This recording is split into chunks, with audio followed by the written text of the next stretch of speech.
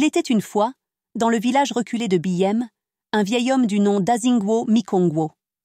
Connu de tous pour son caractère acerbe et ses manières brusques, Azingwo Mikongwo n'était pas un vieillard ordinaire. Il traînait derrière lui un lourd passé. Dans sa jeunesse, Azingwo avait quitté le village pour tenter sa chance en ville. Le cœur gonflé de rêves de richesse et de succès, il avait imaginé que la ville lui offrirait une vie de grandeur et d'opulence. Mais la réalité de la ville était bien différente de ce qu'il avait imaginé. Le travail y était difficile, et l'argent se faisait rare. Impatient et refusant de travailler avec acharnement pour bâtir son avenir, Azingwo Mikongwo avait décidé de prendre un raccourci. Plutôt que de persévérer et de se salir les mains, il s'était engagé dans des activités douteuses, sombrant dans le vol pour subsister. À 2 reprises, il avait été pris la main dans le sac et condamné à la prison. Malgré cela, il n'avait pas changé. Au lieu de se repentir, Azingwo en était ressorti plus aigri encore. Il se remettait à chaque fois à voler. Mais un jour, ses méfaits avaient failli lui coûter la vie. Un jour, après un vol raté, il avait échappé de justesse à la vindicte populaire. Les passants, furieux, s'étaient rués vers lui, prêts à lui faire payer ses crimes. Tremblant de peur, Azingwo avait couru à perdre haleine pour leur échapper. Cette fois-là, il avait compris qu'il ne pourrait plus rester en ville sans risquer sa vie. Dépité et accablé par la peur, il prit la décision de rentrer au village. Le vieux Azingwo Mikongwo avait ainsi passé toute sa vie au village, s'enfonçant peu à peu dans la solitude de ses vieux jours. Il n'avait eu ni femme, ni enfant. À 70 ans, il regardait avec un mélange de nostalgie et de mélancolie les jeunes partir un à un vers la ville, tout comme lui l'avait fait jadis. Ces départs lui rappelèrent sa propre jeunesse, remplie d'espoir et de rêves. Il voyait dans ces jeunes le même feu qui l'animait autrefois, et cela éveillait en lui des souvenirs, parfois doux, parfois amers. Malgré son passé trouble, les jeunes du village vouaient à Azingwo un respect sincère, presque aveugle. Pour eux, il incarnait l'image du patriarche, du vieux sage, du survivant d'une époque lointaine. Leurs parents murmuraient parfois des histoires à son sujet, mais jamais ils ne dévoilaient les détails sombres de sa jeunesse. Alors, ces jeunes, pleins de bienveillance, n'avaient que de l'admiration pour lui. Lors des fêtes et des rassemblements traditionnels, quand ils revenaient temporairement au village, les jeunes ne manquaient pas de faire un détour par la vieille maison d'Azingwo. Ils arrivaient les bras chargés, le sourire aux lèvres, avec des présents qui témoignaient de leur respect et de leur envie de rendre hommage au vieux sage qu'ils croyaient voir en lui. « Le vieux Azingwo, voici une petite bouteille de ce whisky que vous aimez bien », s'exclamait-il, en riant, tout en lui tendant la bouteille, soigneusement enveloppée. « Ah, le vieux Azingwo, quelques vêtements neufs pour vous », ajoutaient d'autres en lui remettant une chemise propre et un pantalon. Azingwo recevait ces cadeaux avec une sorte de fierté timide. Il murmurait des remerciements, touché, mais sans le montrer. Un jour, alors qu'il observait les allées et venues des jeunes revenus au village pour les fêtes, Azingwo Mikongwo ressentit un mélange de jalousie et d'amertume monter en lui. Assis sur une vieille chaise en bois devant sa maison, il regardait ces jeunes hommes et femmes avec leurs habits modernes et leurs voitures rutilantes. Il riait, racontait leur réussite et leur vie en ville, sans se douter que leurs paroles faisaient ressurgir en lui de vieux souvenirs, mais aussi de profondes rancœurs. « Mais que croient-ils, ces jeunes-là » murmura-t-il, serrant les dents, son regard s'assombrissant. « Ils viennent ici, rient fort, me montrent leur voiture, comme s'ils voulaient m'humilier, me rappeler que moi, je n'ai pas réussi là-bas. » La colère bouillonnait dans son cœur. Azingwo ne pouvait accepter que ces jeunes, ces enfants du village, puissent avoir ce qu'il avait tant cherché en vain. Il se disait que s'il n'avait pas pu triompher en ville, personne d'ici ne devrait réussir là-bas non plus. Si moi, Azingwo Mikongwo, je suis allé en ville et n'ai pas réussi, ce n'est certainement pas un de ces jeunes qui réussira, se dit-il en serrant les poings. Sa fierté blessée, son échec jamais digéré, Tout cela formait un mélange amer qui le poussait à vouloir les voir échouer, comme pour justifier ses propres erreurs. Azingwo Mikongwo, rongé par sa rancune et son désir de vengeance, prit une décision qui allait marquer un tournant dans sa vie. Sans en parler à personne, il se mit en route pour un village lointain, un endroit dont on disait qu'il abritait des mystères et des secrets anciens. Ce village, niché au cœur de la forêt, n'était pas un lieu que l'on visitait sans raison. Les rares personnes qui s'y aventuraient avaient souvent des motivations sombres, des intentions cachées. Il lui fallut 2 jours de marche à travers des sentiers sinueux et des forêts épaisses pour enfin atteindre ce lieu mystérieux. Là-bas vivait Esaboto, un vieux sorcier craint de tous. On disait qu'il possédait des pouvoirs capables de transformer les désirs les plus sombres en réalité. Quand Azingwo arriva devant sa hutte, il le trouva assis, l'air calme mais l'œil vif, comme s'il l'attendait déjà. Le vieux sorcier Esaboto le scruta en silence, devinant sans mal la lourdeur de son cœur et la noirceur de ses intentions. « Que veux-tu, vieil homme » demanda Esaboto, sa voix rauque résonnant comme un murmure menaçant. Azingwo se redressa du mieux qu'il pouvait, son dos courbé et ses mains tremblantes trahissant son âge avancé. « Je veux que tu me donnes le pouvoir de nuire à ces jeunes qui me narguent, » déclara-t-il d'une voix froide. « Donne-moi quelque chose, une canne, pour que je puisse lancer des malédictions sans qu'ils ne se doutent de rien. Que cette canne semble être mon appui, mais qu'en réalité elle porte le pouvoir de la destruction. » Le sorcier Esaboto, bien que maître de nombreux pouvoirs obscurs, hésitait à accorder à Azingwo ce qu'il demandait. Il observait le vieil homme, lisant dans ses yeux cette rancœur aveuglante qui l'avait mené jusqu'ici. « Azingwo, ces jeunes ne t'ont rien fait de mal. Pourquoi veux-tu leur causer du tort ?» demanda le sorcier, un air grave sur le visage. Azingwo serra les poings, ses yeux brillants de colère et d'envie. « Non, Esaboto, ils me narguent. Moi, je suis parti en ville, je n'ai pas réussi. Et eux, ils réussissent. Ils reviennent au village, se pavanent avec leurs vêtements neufs, leurs voitures. Comme si c'était facile. Ça ne peut pas continuer ainsi. » Esaboto soupira, secouant la tête avec lenteur. « Azingwo, » dit-il d'une voix empreinte de sagesse. « Fais attention, qui crache en l'air reçoit sur son nez. La vengeance a un prix, et celui qui cherche à nuire récolte souvent un mal plus grand que celui qu'il voulait infliger. » Mais Azingwo, dans son aveuglement, refusa de prêter attention à ces paroles de prudence. Il sortit alors une grosse somme d'argent et la déposa devant Esaboto. « Voilà pour toi, Esaboto. Donne-moi cette canne, et que la malédiction s'abatte sur eux. » Le sorcier, conscient des conséquences, prit l'argent en silence. Sans un mot de plus, il se mit au travail, sculptant dans le bois une canne au motif ancien, remplie de symboles secrets et puissants. La canne avait l'apparence d'un simple bâton de marche, mais elle recelait une énergie sombre, prête à accomplir les sombres désirs d'Azingwo. Lorsque le sorcier lui tendit la canne, il lui lança un dernier avertissement, sa voix grave et empreinte de menace. « Écoute-moi bien, Azingwo. Ce que tu t'apprêtes à faire est irréversible. Cette canne n'est pas un jouet. Elle porte en elle la vengeance que tu désires.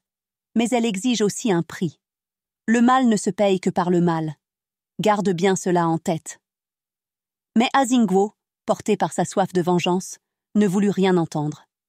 Il attrapa la canne des mains du sorcier, sans prêter attention à cet ultime avertissement. Il quitta le village du sorcier et reprit la route vers son propre village, son cœur battant d'anticipation. Avec cette canne, il se sentait enfin en position de pouvoir. Il était désormais prêt à voir sa revanche s'accomplir, sans se soucier des conséquences. De retour au village avec sa canne, Azingwo Mikongwo passa inaperçu. Pour tous, il n'était qu'un vieil homme à la démarche lente, appuyé sur son bâton, le dos courbé par les années. Sa canne, pourtant chargée de malédictions, ressemblait simplement à l'outil d'un vieillard fatigué. Les festivités battaient à leur plein, et les jeunes du village revenaient pour célébrer, comme ils le faisaient chaque année. Ce jour-là, alors qu'il marchait lentement le long de la route, Azingwo fut salué par l'un des jeunes hommes du village, qui venait de garer sa voiture sur le bas-côté. Descendant de son véhicule, le jeune homme s'approcha de lui avec un sourire respectueux. « Tiens, père Asingwo, un petit billet pour vous. Profitez de ces jours de fête, » dit-il en lui tendant une somme d'argent, les yeux remplis de respect. Asingwo prit l'argent avec un sourire sournois, tenant fermement sa canne dans l'autre main.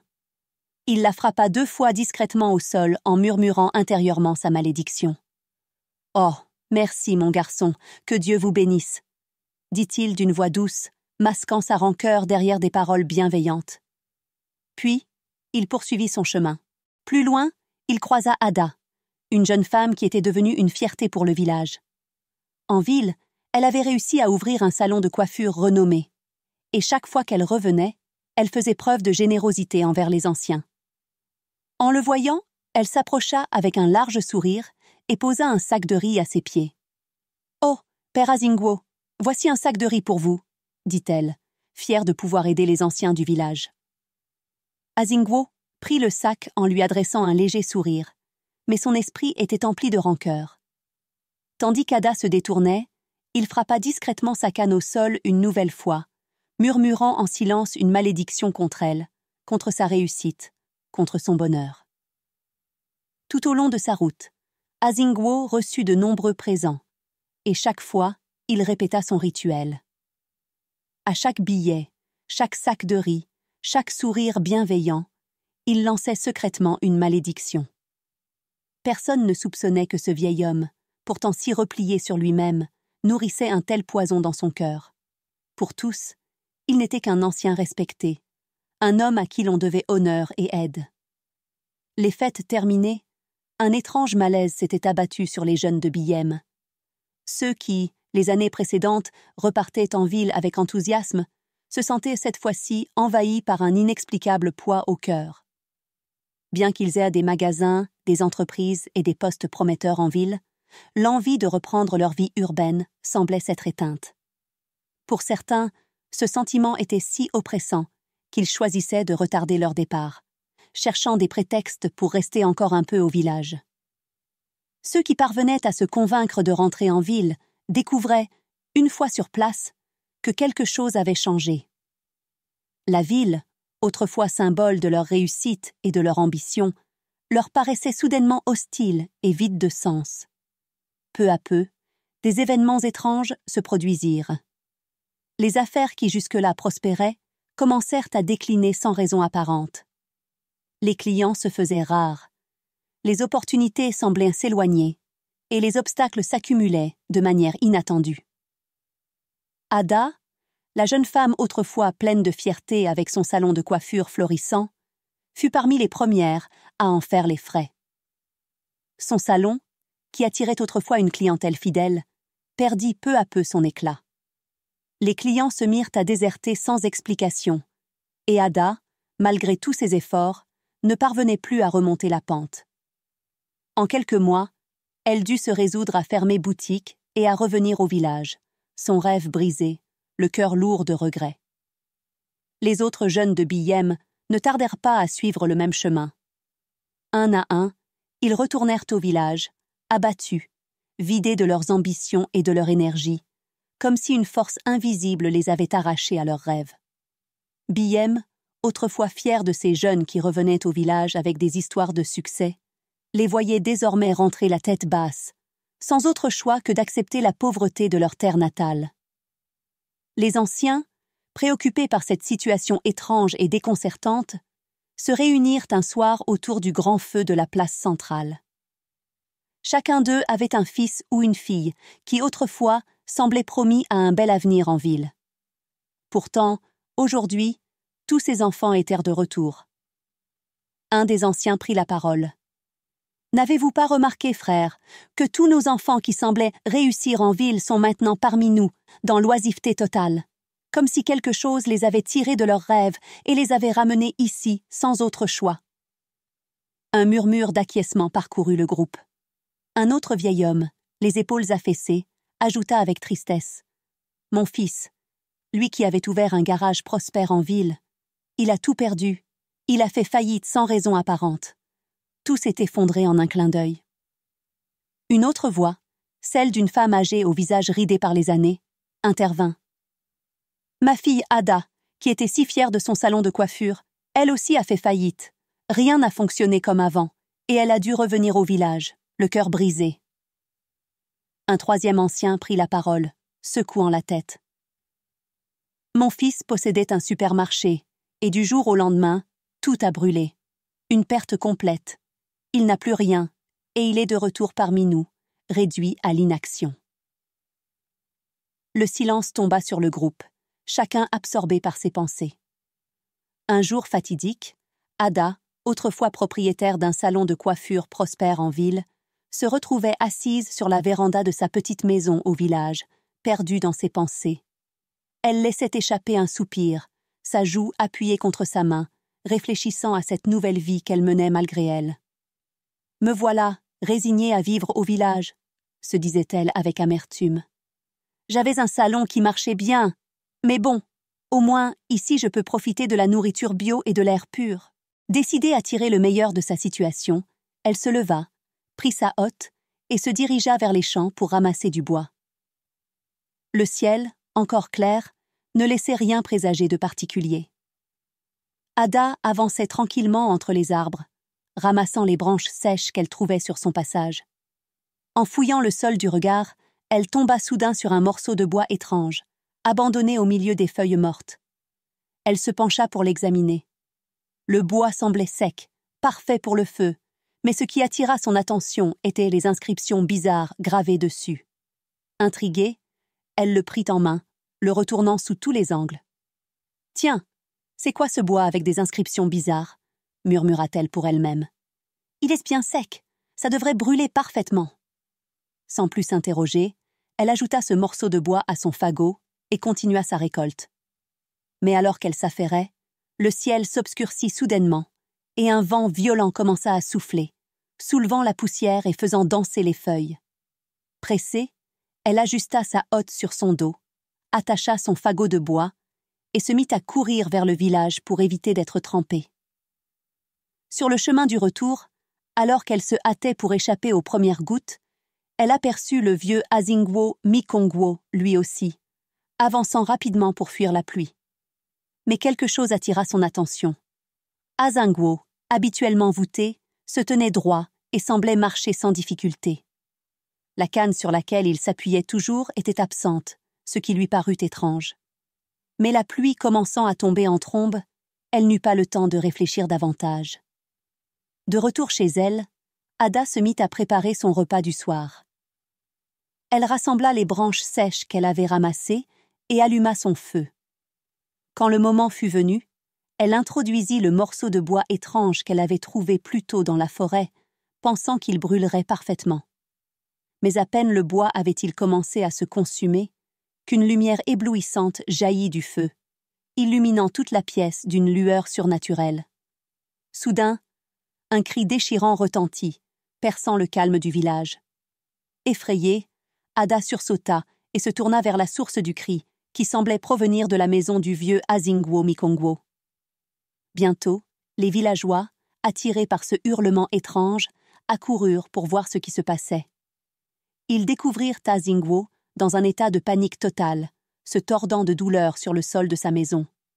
Son visage était déformé par la souffrance, ses yeux révulsés, tandis qu'il répétait d'une voix tremblante « Je brûle, je brûle !» Un des anciens s'approcha, le regard inquiet. « Mais que se passe-t-il, Azingwo? Pourquoi cries-tu ainsi ?» Azingwo, pris d'une douleur insupportable, suffoquait, son corps secoué de convulsions. Il cherchait désespérément autour de lui, les mains tendues, comme pour saisir un objet invisible. « Ma canne! Où est ma canne? Je veux ma canne !» s'écria-t-il d'une voix brisée, sa détresse visible à chaque mot. Comprenant que sa fin était proche, Azingwo confessa tout. Il révéla l'horrible vérité. « C'est moi qui ai maudit les jeunes. Cette canne, elle portait la malédiction. Je voulais qu'ils échouent, qu'ils ne réussissent pas là où moi j'ai échoué. » Les villageois, pétrifiés, écoutaient en silence, réalisant l'ampleur de la jalousie et de la noirceur du cœur d'Azingwo. Ils le regardèrent, impuissant, se contorsionner dans une agonie brûlante, jusqu'à ce que son corps semble se consumer, disparaissant lentement comme des braises s'éteignant dans les flammes invisibles qui le dévoraient. Pendant ce temps, chez Ada, le feu continuait de brûler intensément, illuminant toute sa maison d'une lumière éclatante. Ada, comme sortant d'un lourd sommeil, secoua la tête, une clarté nouvelle se peignant dans ses yeux. Elle se demanda ce qu'elle faisait encore au village, se souvenant soudain de son salon de coiffure en ville et de ses ambitions perdues. Les autres jeunes, un à un, retrouvèrent aussi leurs esprits, comme s'ils sortaient d'un brouillard oppressant. La lumière émanant du feu d'Ada semblait libérer les destinées volées, redonnant à chacun ses rêves, ses espoirs et sa volonté de réussir.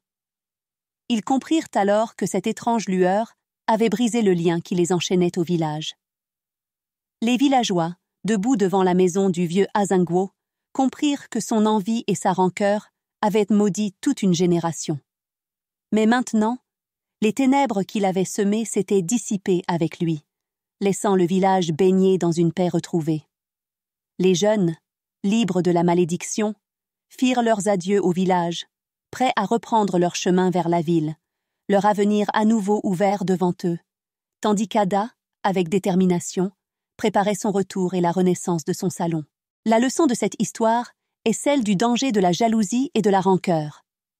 Azingwo Mikongwo, consumé par l'amertume de ses échecs, a choisi de haïr ceux qui réussissaient là où il avait échoué. Sa jalousie l'a conduit à commettre des actes sombres, qui n'ont finalement fait qu'accentuer sa solitude et sceller son propre destin tragique. Cette histoire nous enseigne que nourrir des sentiments négatifs envers les autres finit par se retourner contre soi-même. La jalousie et la rancune sont des poisons qui détruisent d'abord celui qui les porte. Azingwo aurait pu choisir de soutenir les jeunes du village, d'être un guide pour eux, mais en cherchant à les faire échouer, il n'a fait qu'accélérer sa propre chute. En revanche, les jeunes, malgré les épreuves, ont retrouvé leur chemin et leurs ambitions une fois libérés de cette malédiction. Leur résilience face à l'adversité montre que la réussite repose sur la détermination et la persévérance, et non sur la destruction des autres. La leçon est claire. Le succès et le bonheur des autres ne diminuent pas le nôtre, et au contraire, les soutenir enrichit la communauté tout entière.